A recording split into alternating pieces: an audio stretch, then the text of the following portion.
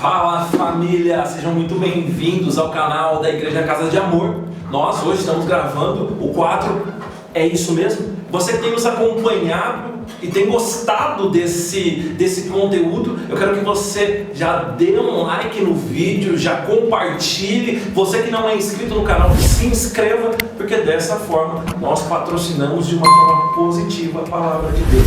Ao invés de você entregar um panfleto, você vai compartilhar, levando o evangelho para mais pessoas. Nesse dia, como vocês bem sabem, estou aqui com o pastor Isaac e nós vamos falar de um tema que é muito interessante. Tema no qual, eu não lembro qual pergunta vai fazer, Santa Ceia... Tomar ceia indignamente é pecado? Tá. O tema dessa semana é: tomar ceia indignamente é pecado? É isso mesmo, pastor? É isso mesmo. É isso mesmo. Tomar ceia indignamente é pecado. A questão é, o que é tomar ceia indignamente, né? Vamos falar um pouco sobre ceia, vamos falar um pouco sobre o que é a ceia. Algumas outras perguntas que eu acho que as pessoas têm dúvida, né? A ceia ela vai tratar em alguns momentos da Bíblia no Evangelho, 2 evangelhos ali, e também vai tratar, como Paulo falando em Coríntios.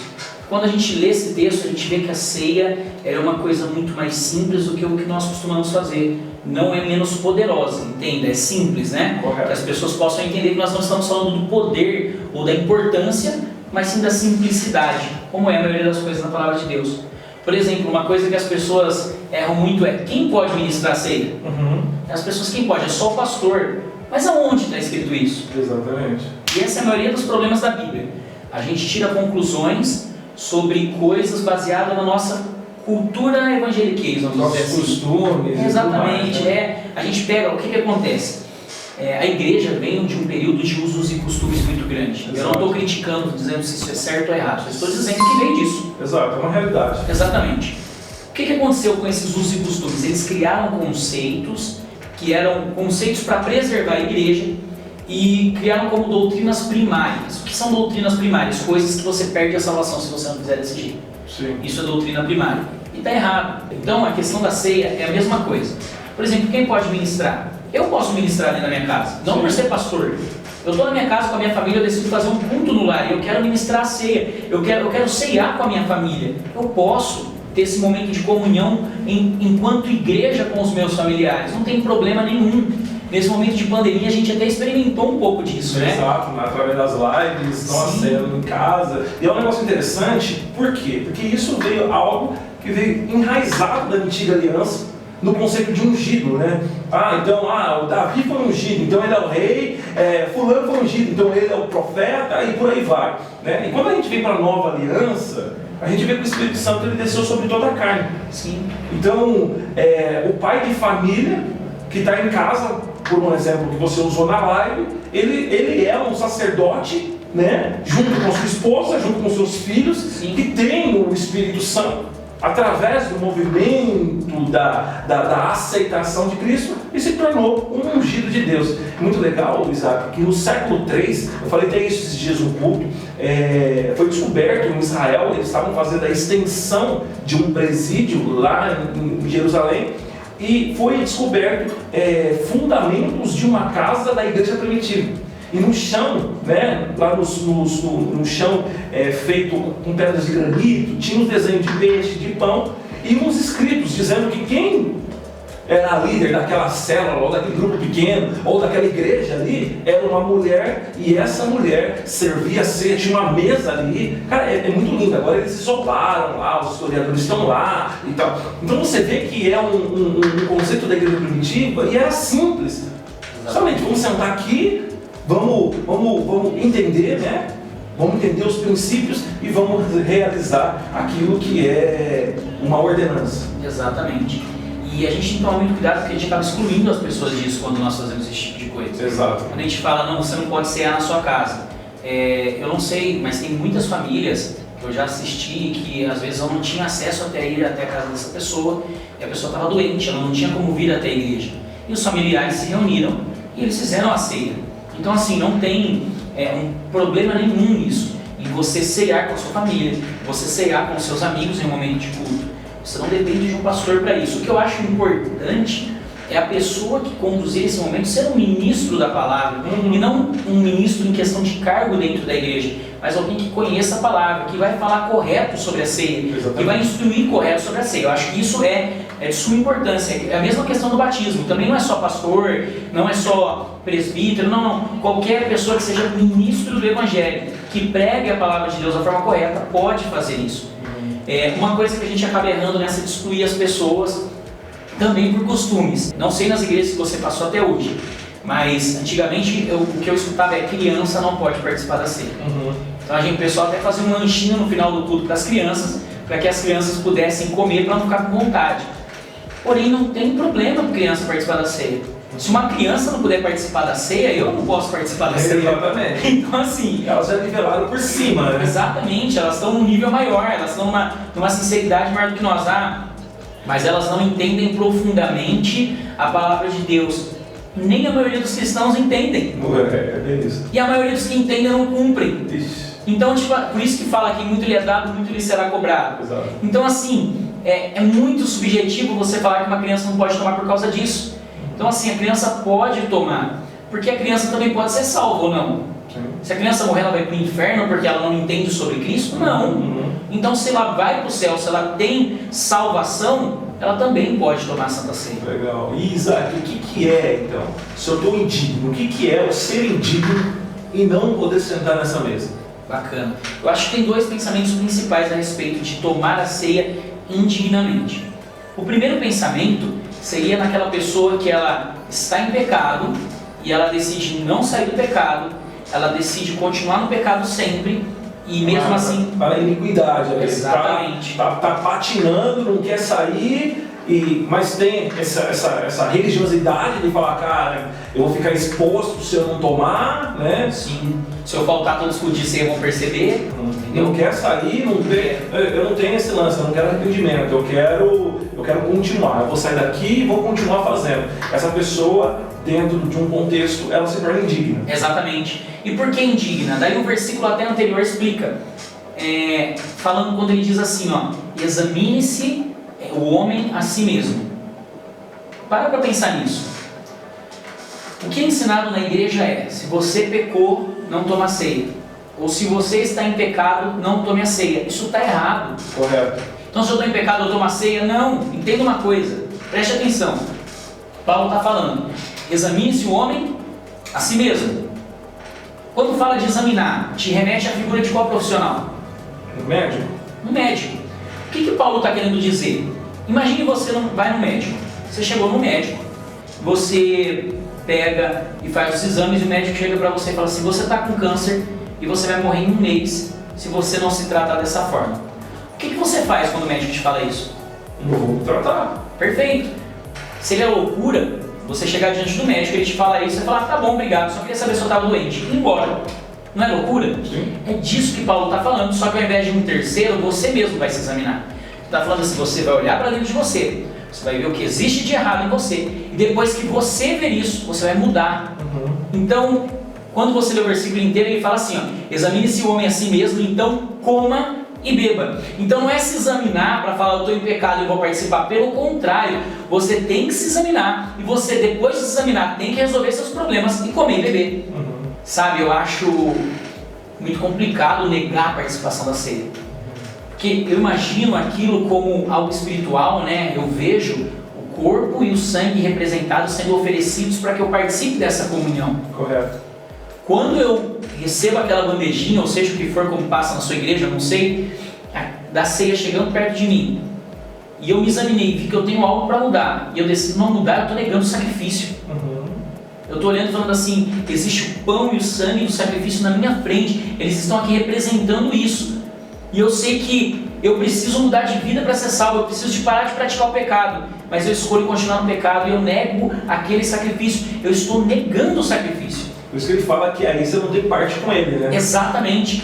Essa é a primeira forma de tomar a ceia indignamente.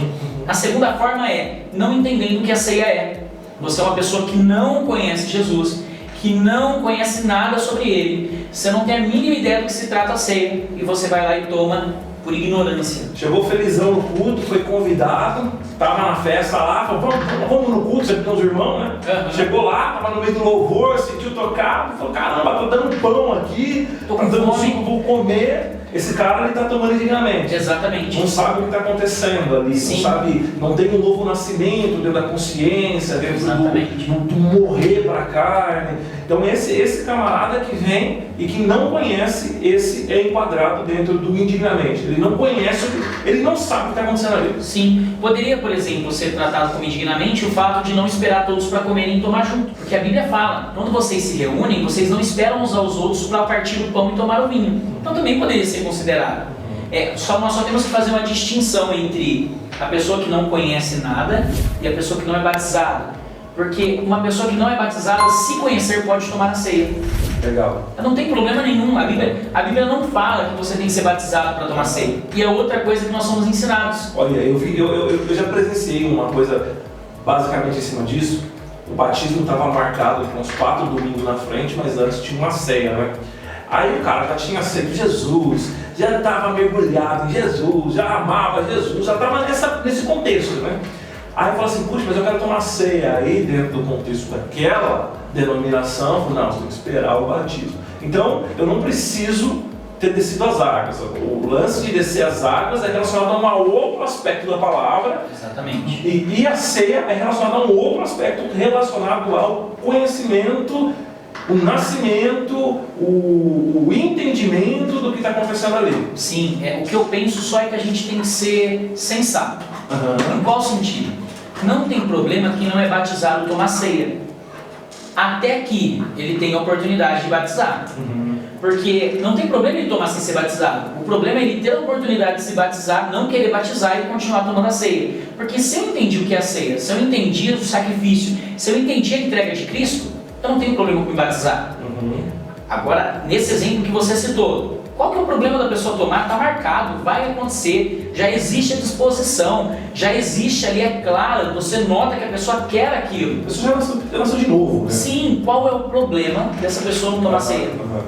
Então, assim, essas coisas são coisas formadas pelo conhecimento cultural, como eu falei, evangeliquez aí do negócio. Eu acho que teve muito zelo, né? A gente estava até conversando sobre isso, muito zelo, um zelo exacerbado pela palavra que nem o próprio Deus estabeleceu, e é algo tipo assim, cara, eu vou colocar isso, porque vai, tipo Jó, né? Eu vou fazer o sacrifício aqui, vai que o meu filho vai lá, que esse zelo exacerbado também acaba fazendo eu tropeçar na palavra, né? Sim, todo extremo nos desvia do propósito.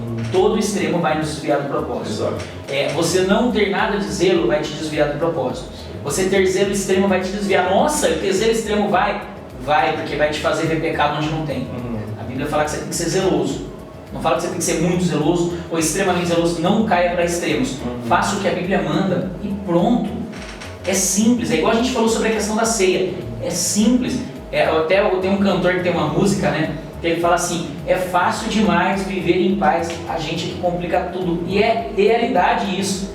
É muito simples, gente. É muito simples. Exato, legal.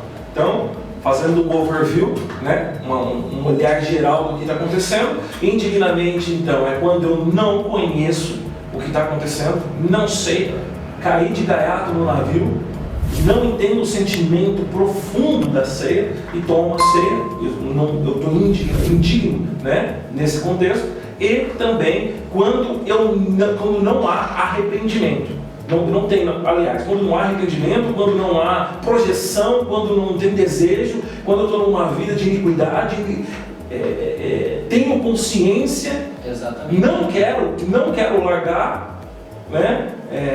Mas eu quero tomar. Então, dessa forma, eu me encontro indigno de tomar. E interessante que examine o homem a si mesmo. Não é o pastor que fala quem toma e quem não toma, né? Eu acho que esse é o principal problema. É a autoavaliação do ser individual, olhando para dentro de si e falando assim, cara, eu tô escorregando nisso e eu não quero, aliás, eu não estou escorregando, eu não quero sair disso. Eu já presenciei momentos em que o pastor proibiu pessoas de tomar ceia. Então você não vai tomar ceia porque você está brigado com outro irmão ali. Você não vai tomar ceia porque... Sabe o que é engraçado? Pastores que proíbem pessoas de tomar ceia não são pastores que resolvem problemas. Pode observar. Ele proíbe porque ele não quer ter o trabalho de, por exemplo, o irmão que está brigado com o outro, de chegar e falar assim, vamos sentar todo mundo e resolver. Ele proíbe porque ele não quer chegar na pessoa e falar assim, você tem que parar de pecar, eu vou te ajudar na sua fraqueza. Então, ele não resolve problemas. Então, para não resolver o problema, é o mais um problema para ele não resolver, que é a pessoa pecando e tomando ceia, ele fala, não toma. Exato. É mais fácil você tratar o sintoma do que a doença, né?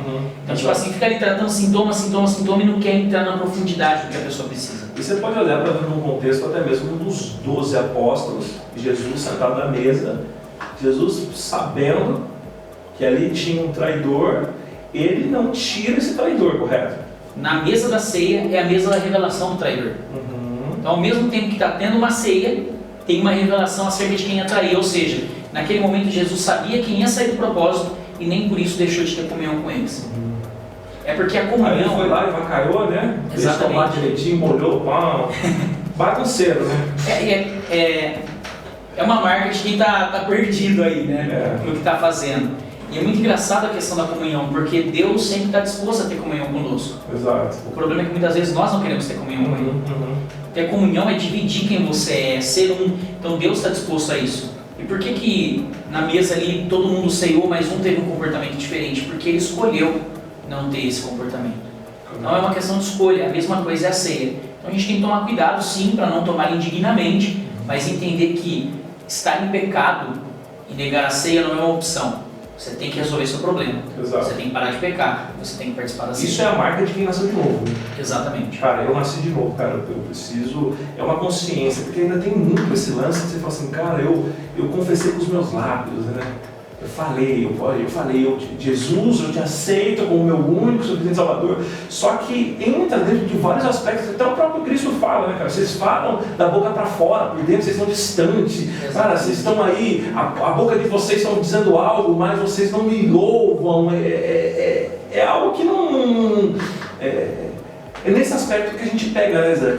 Pô, eu aceitei Jesus, mas eu não aceitei, vamos dizer assim. É muito simples, igreja primitiva. Quem realmente se converte dá a vida. Ponto. É muito louco, né? Porque você vê todo mundo, é um ponto interessante falando de ceia, de pecado. Você vê que na antiga aliança, quando você vai falar de pecado, você sempre se ancora em Davi, você se ancora em Moisés, né? A gente vai lá para a antiga aliança para se ancorar em pecado. Mas quando você olha na nova aliança, você não vê pecado nos apóstolos. Você não vê falando que Paulo ficou flertando com mulher, que Paulo roubou, que Pedro... Você vê que os caras morreram. Sim. Você não tem como você se ancorar em pecado dentro da construção da igreja primitiva, cara. O que você vai perceber ali neles, no máximo, é uma discordância acerca de alguns assuntos sobre judeus, gregos, correto, sobre como lidar com a igreja. Isso aí é perfil de liderança, isso aí é compreensão, isso é quebra de cultura. Exato. Porque o problema de Pedro com os povos era por causa de uma cultura. Mano, Pedro, ele quis ser mais santo que Deus. Mano. Exatamente. Ele chegou num ponto que Deus falou assim, mano, mata e come. Ele falou assim, não, Deus, eu não como isso. Querendo pregar para Deus. Exatamente. Ao nível que o cara estava de alinhamento, né? Olhando para aquilo que Jesus fez. E o interessante é que você vê uns caras que eram uns panguão, né? Antes, os caras correndo, os caras fugindo, os caras ficando presos durante não sei quantos dias. E quando desce o Espírito, por isso que é precioso do Senhor, né? Exatamente. Esse novo nascimento, o Espírito Santo reinando em nós. Quando desce o Espírito Santo, os caras ficam imparáveis. Os caras andam, a sombra está pulando. O cara querendo pregar para Deus. Não, Deus, não pode comer isso. O cara, estou mandando você matar e morrer. Matar e comer, né? Sim. E é engraçado porque é exatamente o que você disse. Os caras que quando Jesus morreu voltaram a pescar, quando o Espírito desceu, eles tomaram pedrada, eles foram crucificados, mas não correram. Mas não correram. Colocaram a cruz diante de Pedro e falaram, vira isso de ponta cabeça, eu não sou digno. Você vê que é um outro movimento. Sim. É o movimento do Espírito, que é realmente o que hoje faz sentido para as nossas vidas, né? É o que hoje realmente queima dentro de nós. Sim. Cara, muito legal. E eu não sei se você percebeu, você acabou de exemplificar da melhor forma possível o excesso de zelo. A história de Pedro. Exato. Deus desce ali e fala, come. Ele vira e fala assim, não vou comer porque isso é impuro. Deus está falando. Não, ele quis chamar Deus está falando para ele, exatamente. Então, foi maldade? Não foi maldade. Foi excesso de zelo. Exato. Porque tinha uma escritura, mas espera aí, Deus está na tua frente, É um anjo na tua frente. Cristo está falando com você. É para comer. Então come, cara. Come. É excesso de zelo falar que quem é criança não pode tomar ceia, que quem não é batizado não pode tomar ceia. Eu não posso tomar ceia em casa. Exatamente. O pastor tem que fazer a ceia. A gente não está falando, a nossa ideia não é diminuir a ceia. A nossa ideia, exatamente, não é, como é que fala? Liberdade libertinagem. A nossa ideia não é fazer da nossa liberdade uma libertinagem. Não é isso. A nossa ideia não é fazer da liberdade que Cristo nos deu uma libertinagem. Não é isso. Mas é explicar que a falta de conhecimento de alguns não justifica o aprisionamento pelos líderes cristãos. Correto. Então nós temos que viver a nossa liberdade e temos que trabalhar muito para isso. Realmente é muito mais fácil proibir do que ensinar. Exato. Mas Jesus nos chamou para pregar, não para proibir. Perfeito. Jesus nos chamou para abrir cadeias, não para aprisionar. Exato. Então nós temos o nosso papel, não é simplesmente dizer para as pessoas que elas não podem fazer algo. Nosso papel é explicar para elas o que elas devem fazer. Exato, discipular, né? Muito mais fácil controlar, colocar cerca, falar não. Né? Quando você fala não, a ovelha sofre e você fica tranquilo, né? Porque você está restringindo coisa que nem a palavra está falando. Sim. Mas quando você também fala sim, né? A ovelha ela tem uma liberdade maior e você acaba sofrendo porque você tem que discipular, você vai ter que ir atrás, vai ter que ensinar a palavra, que é basicamente o que a gente tem procurado fazer nesse quadro. É isso mesmo. Show de bola. Muito obrigado você que participou. Quero dizer que esse quadro vai vir uma vez por semana no nosso canal. Compartilha isso, multiplica o conhecimento e a informação. E também, se você não tem e ainda não curtiu, curta o vídeo e vamos para cima. Deus te abençoe, que você seja uma bênção, que você seja servo de Jesus aonde você andar.